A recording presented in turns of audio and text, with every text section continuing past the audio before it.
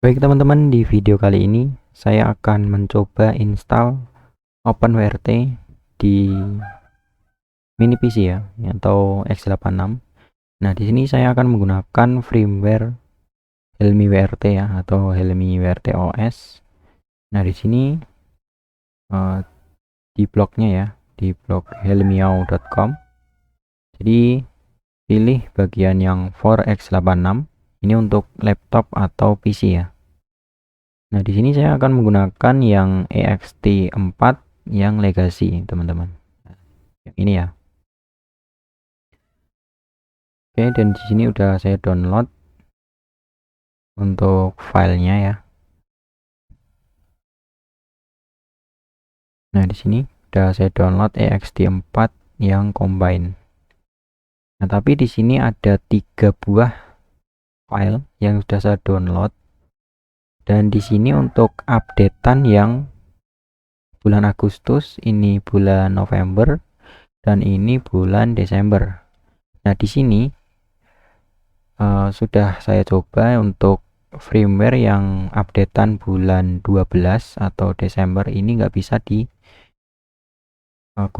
atau dijalankan di mini PC yang ini ya. Kurang tahu masalahnya apa, tapi nggak berjalan dengan semestinya gitu ya. Jadi saya akan memutuskan untuk menggunakan firmware updatean yang bulan November. Nah, di sini ya. Oke, di sini saya akan menggunakan yang ini ya, flash disk ukuran 16 GB, mereknya Toshiba. Ini USB 2 ya, teman-teman. Oke, mungkin langsung aja saya tancapkan ke laptop ya. Oke, kembali ke layar.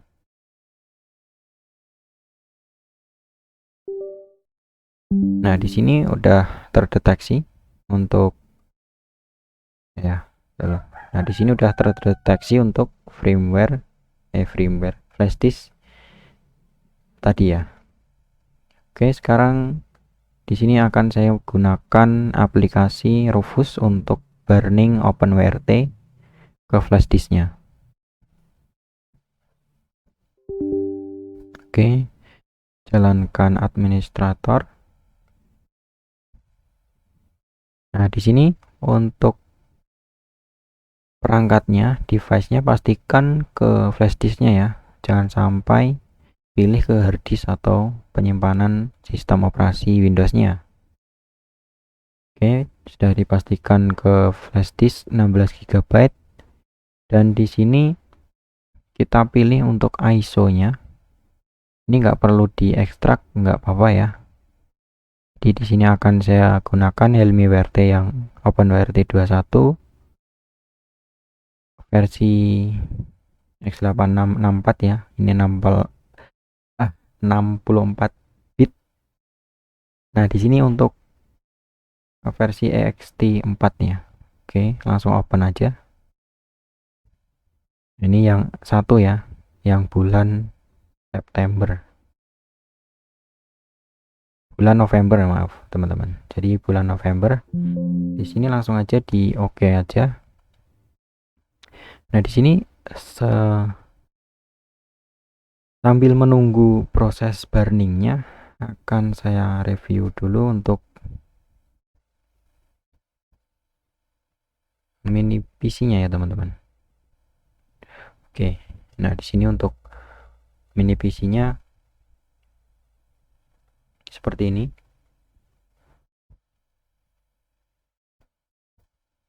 Oke, di sini ada RAM 2 GB, dan di sini untuk prosesornya menggunakan Intel Celeron i840 ya. Nah, seperti ini. Dan di sini juga ada wireless card-nya. Oke. Nah, bisa dilihat ini tipenya atau chipsetnya Intel dengan tipe Intel Centrino Wireless N 1000 ya. Nah, 1000.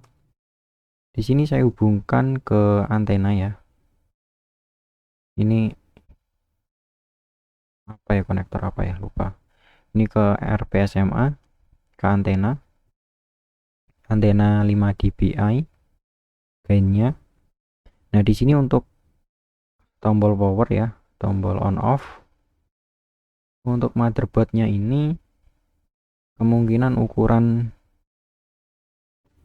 ini ya, ada tulisannya ITX, serinya BSB 800 ya. Segitu aja mungkin untuk review dari mini PC nya. Oke, nah di sini balik lagi ke layar, masih 30% ya. Lagi menunggu, akan saya siapkan dulu untuk mini PC nya ya. Ini di sini ada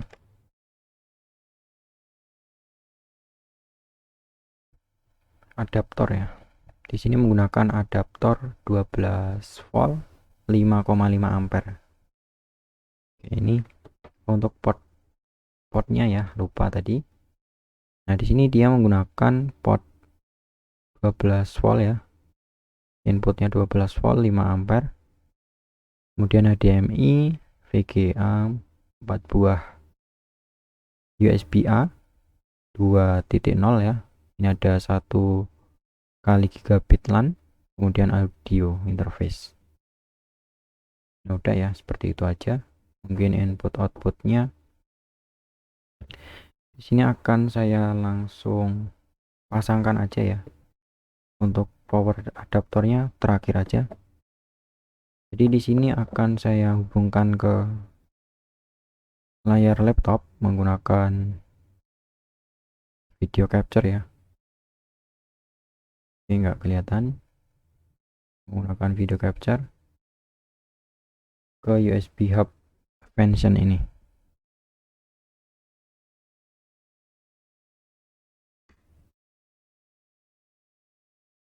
Oke. Nah, di sini akan saya hubungkan ke mini PC untuk monitoring nanti.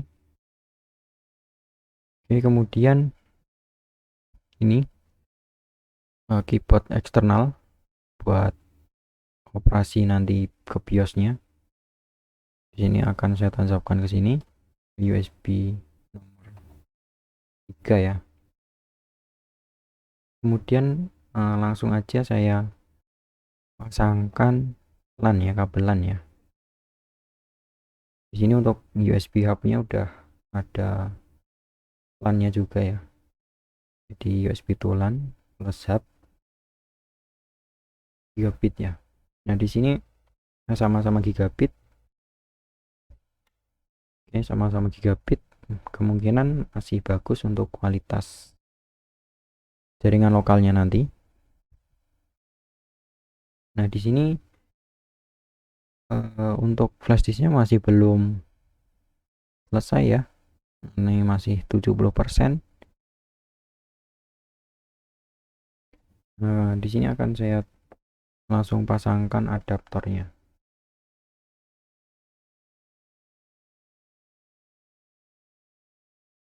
Oke, udah terpasang. Mungkin akan saya hidupkan dulu untuk mini PC nya. Kita setting BIOS nya dulu agar nanti auto on saat listriknya mati ya. Jadi kalau enggak di setting auto on, dia harus dipencet tombol powernya dulu, begitu ya. Nah, di sini akan saya coba nyalakan dulu ya. Oke, nyalakan dulu. Nah, sebentar. Ini adalah tampilan dari mini PC nya.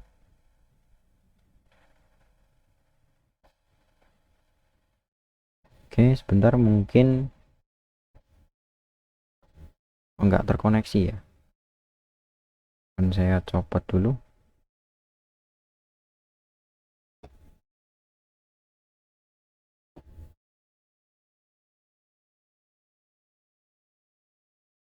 Oke, di sini akan saya restart dulu video capture-nya.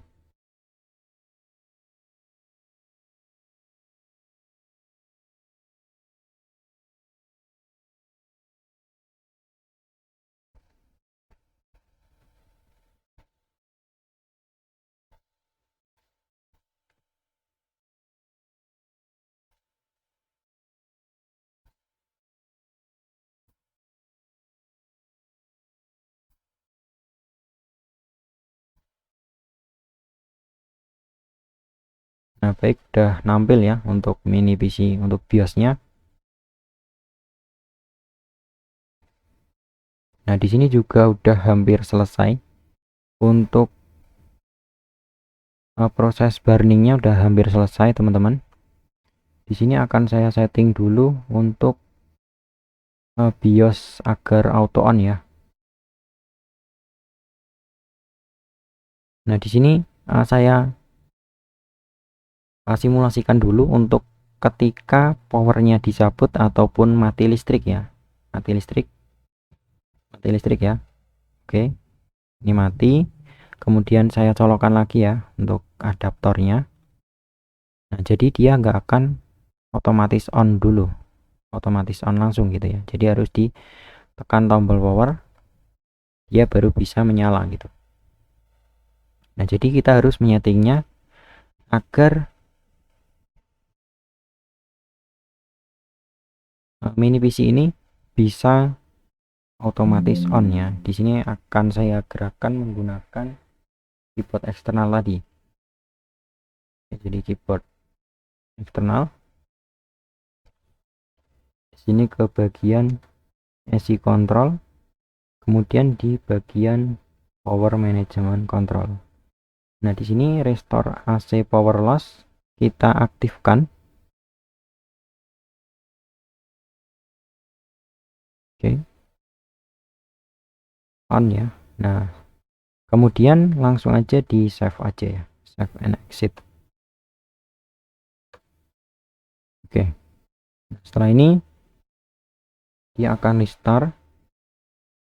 Nah, di sini akan saya coba untuk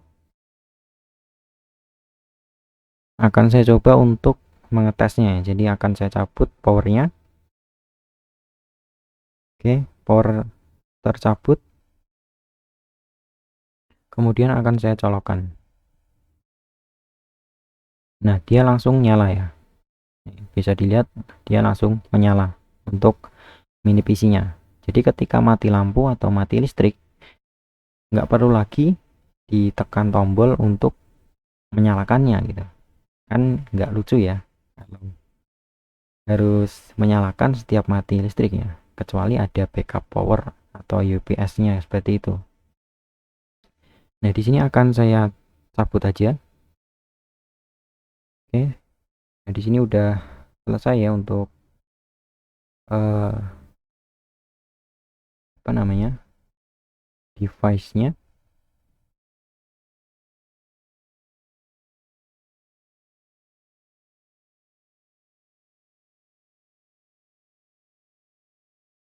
Untuk burningnya udah selesai, kita cabut aja langsung. Tutup dulu, kemudian cabut. Nah, di sini untuk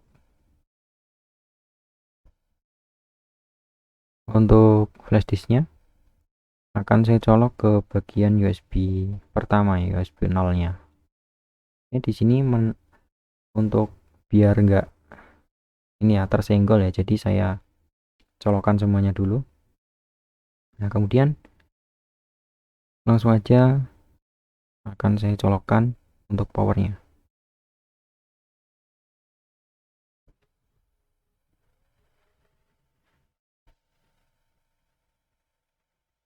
Nah, baik, dia langsung menyala ya.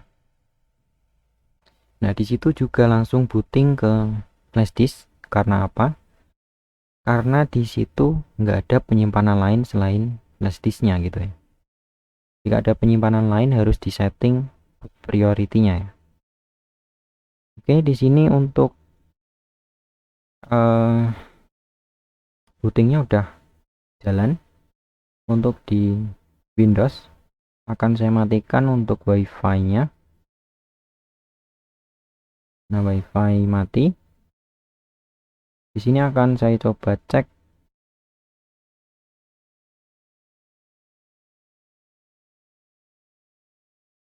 ke apa namanya, networknya ya.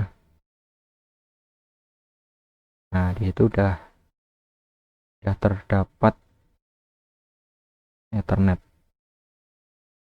Oke, biasanya pakai yang ini aja. Nah, di sini ya di jaringan Realtek taruh di sini aja. Nah, di sini terdeteksi 1 Gbps ya, 1 gigabit. Coba detail. Nah, di sini udah dapat alamat IP. Oke, DNS-nya 1.1. Nah, di sini akan saya akses ke 1.1. Oke.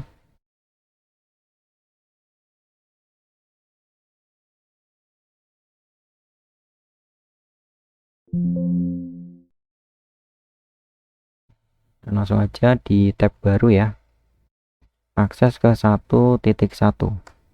Oke.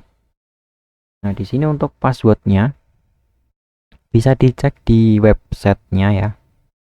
Di bagian bawah sini, di bagian default firmware informasinya. Nah, di sini ada WiFi SSID. Nah, berhubung ini wireless card-nya nggak bisa support untuk access point, dia nggak akan menampilkan atau menyebarkan WiFi gitu ya. Nah, di sini bisa dilihat, maaf. Nah, di sini bisa dilihat ya, untuk WiFi-nya nggak akan nampil gitu, karena nggak support untuk WiFi wireless card-nya. Solusinya bisa diganti ya mungkin, atau bisa menggunakan USB WiFi gitu. Oke, tapi di sini akan saya coba. Di sini untuk username root dan passwordnya bisa dibaca di bawah ini ya.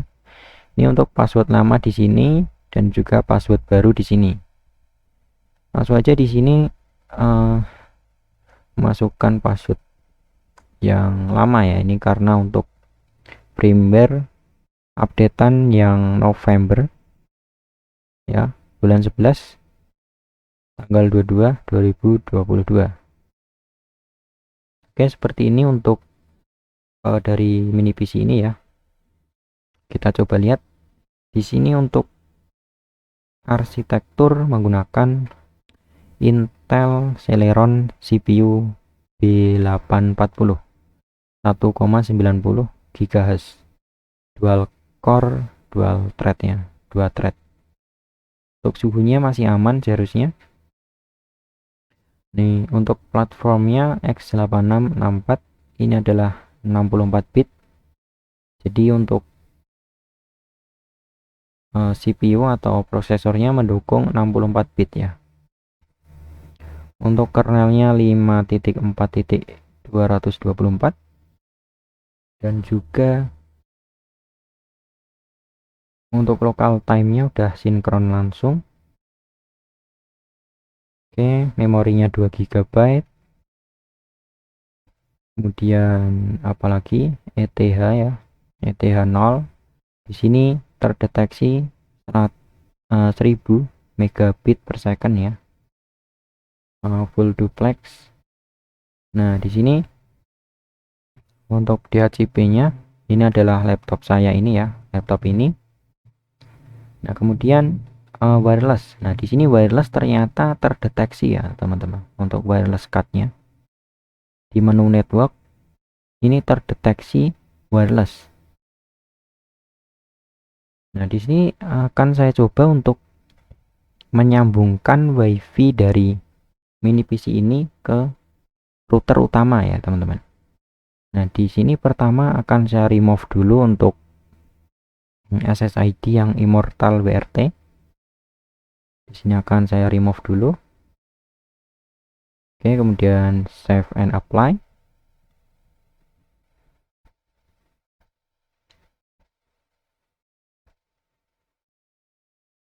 Nah, terus di sini akan saya coba scan. Nah, ternyata bisa ya untuk menycan WiFi yang ada di sekitar itu. Nah, di sini akan saya sambungkan ke @avans.id. Di sini tinggal masukkan passwordnya. Oke. Nah, di sini untuk firewallnya biarkan ke one ya. Kemudian submit. Oh ya. tadi di submit ya teman-teman, kemudian di save. Nah, jadi nggak perlu disetting lagi karena udah di setting passwordnya tadi. Oke, kemudian di save. Nah, di sini kemudian di save ya, save and apply. Oke, kita tunggu sampai sukses. Nah, sukses. Nah, di sini sudah tersambung ke sebagai klien ke @awans.id gitu teman-teman. Nah, di sini akan saya coba ke interface, apakah dia udah mendapatkan alamat IP atau belum. Nah, di sini ternyata di W1 atau WLAN 0 udah dapat IP 192.168.3.129/24 ya. Oke, dan coba ke overview. Nah, di sini udah dapat IP ya teman-teman. Oke. Nah, di sini ternyata belum si laptop ini belum tersambung ke internet ya. Oke, akan saya coba ke YouTube ya, teman-teman. Oke, ke YouTube. Nah, ini masih loading untuk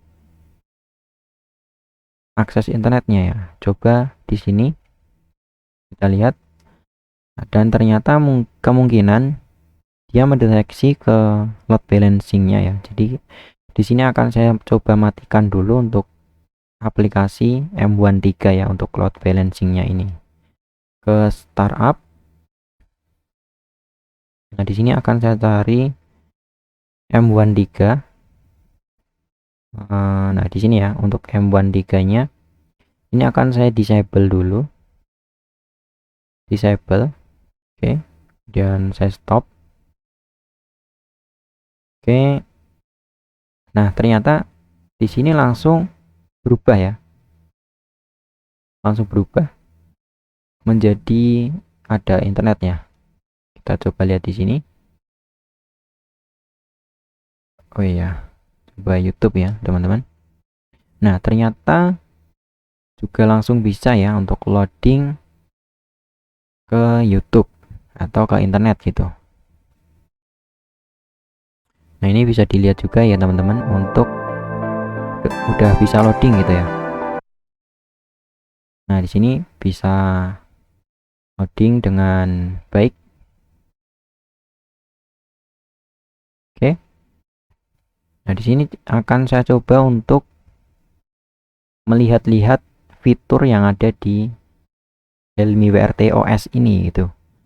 Nah, di sini di bagian status seperti ini ada real time grafiknya, network monitor, ada network monitornya seperti ini, ada VNstat, traffic monitor ya, seperti itu ya. Ini untuk tentang Helmi WRT. Oke, seperti ini ya. Kemudian di sistem, bagian sistem, kita lihat di bagian awalnya aja ya teman-teman. Nah, seperti ini. Dan di sini untuk mengganti passwordnya, bagian software, kemudian startup tadi, di Moonpoint ini untuk flash disknya, penyimpanannya. Di disk manager kita lihat di sini trans memory ya teman-teman. Nah, seperti ini masih sisa 12 GB yang belum dipakai, mungkin bisa digunain ataupun enggak ya. Oke, seperti ini. Kemudian di bagian service ada Passwell, kemudian Outguard Home, ada Shadowshock Plus ya, kemudian Libernet Plus. Oke, jalan sempurna. Kemudian ada Mikrotik Monitor atau Micmon versi 4. Ini untuk username default dan password defaultnya. Coba ya. 1234 ya passwordnya. Jadi seperti ini. Nah, login. Nah, jadi berhasil login ke Micmon versi 4. Oke, seperti ini. Nah, yang Mikrotik monitor ini adalah Micmon versi 3 ya. Nah, ini bisa dilihat ini Micmon versi 3. Yang ini Micmon versi 4. Oke, ada Wigare STL. Kemudian Extreme ini ada juga Open Class. Di sini ada juga COS ya, KOS, Q ya, over NF tables. Nah, ini bisa untuk memanajemen penggunaan jaringannya, speednya gitu ya. Ini ada Telegram bot, ada WhatsApp, kemudian fitur raya, UHTTPD ini adalah web servernya ini. Kemudian di modem ini biasanya untuk modem USB atau modem rakitan gitu ya teman-teman. Di sini ada LTBand, AT Command, SMS Message. Di NAS ini bisa juga digunakan sebagai printer server. Nah, tinggal dihubungkan aja untuk USB-nya ke sini ke mini PC karena udah ada masih sisa 2 atau 3 sih. 3 sama mouse-nya tadi. Di sini ada DD idle buat biar enggak otomatis mati gitu ya, mungkin. Kemudian RC clone bisa untuk cloning dari server gitu ke lokal gitu ya teman-teman. Ada area 2 untuk downloader. Kemudian di sini ada network share atau Samba versi 4. Di Docker di sini kita bisa menggunakan sebagai virtualisasi ya mungkin untuk menginstal aplikasi di dalam Docker gitu. Nah, di sini ada VPN, ada Zero Tier, kemudian Open VPN. Di network ada interface wireless, DHCP dan DNS. Ini untuk hostname-nya. Ada static root, firewall, diagnostiknya, load balance-nya di sini. Ya, mungkin seperti itu aja untuk reviewnya ya. Kalian apa ya? Cek ini ya, menu atau fitur-fiturnya. Nah, saya rasa bagus-bagus ya teman-teman. Ini bisa digunakan sebagai NAS juga ya. Nah, di Docker bisa juga diinstal MB media server gitu. Karena ini mini PC mungkin bisa kuat daripada STB G ya. USB 68 ataupun yang B ini ya. Oke, yang seperti ini STB-nya.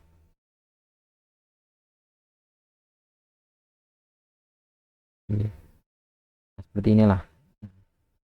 Seperti ini. Nah, di sini selain menggunakan WiFi untuk akses internetnya, di sini kan cuma ada satu LAN ya, cuma ada satu port LAN. Di sini bisa diakali jika menggunakan teman-teman jika menggunakan modem seperti ini, modem yang ada port LAN-nya ya. Jadi modem port LAN ini kan port LAN ya. Modem B310 ini teman-teman. Seperti ini.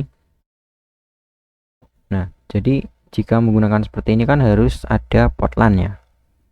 Nah, teman-teman bisa menggunakan bantuan ini ya. USB to LAN. Oke, sebelumnya saya pindah dulu kameranya. Nah, di sini ada bisa dibantu menggunakan USB to LAN seperti ini. Oke, pindah sini aja ya teman-teman, biar kelihatan. Jadi bisa menggunakan USB to LAN seperti ini udah gigabit juga, tapi di sini untuk port LAN-nya, port USB-nya terlimit di USB 2 yaitu 480 megabit ya. Ini tinggal dipasangkan aja ke sini untuk pasangkan ke modem ya, menggunakan bit juga modemnya, nggak perlu seperti ini, atau juga bisa menggunakan modem USB ya atau MiFi. Nah, jika menggunakan modem USB, teman-teman tinggal langsung colok aja ke USB-nya gitu, jadi langsung dapat alamat IP, tinggal di setting interface-nya ya. Juga bisa menggunakan MiFi untuk akses internetnya teman-teman. Nah, jadi untuk akses internetnya bisa menggunakan MiFi seperti ini ya, tinggal colok kabel data di sini udah bisa sih, terusnya udah bagus gitu teman-teman untuk koneksi internetnya ya. Tapi juga tergantung BTS ya untuk koneksi internet di berbagai wilayah itu. Mungkin cukup sampai di sini cerita dan cara install. Mungkin cara install OpenWRT di mini PC ya, di seperti ini untuk mini PC nya. Bisa untuk akses internet udah bisa, udah lancar. Nah, tinggal digunain semestinya gitu ya. Mungkin udah sampai di sini. Terima kasih teman-teman yang udah menonton sampai habis video ini.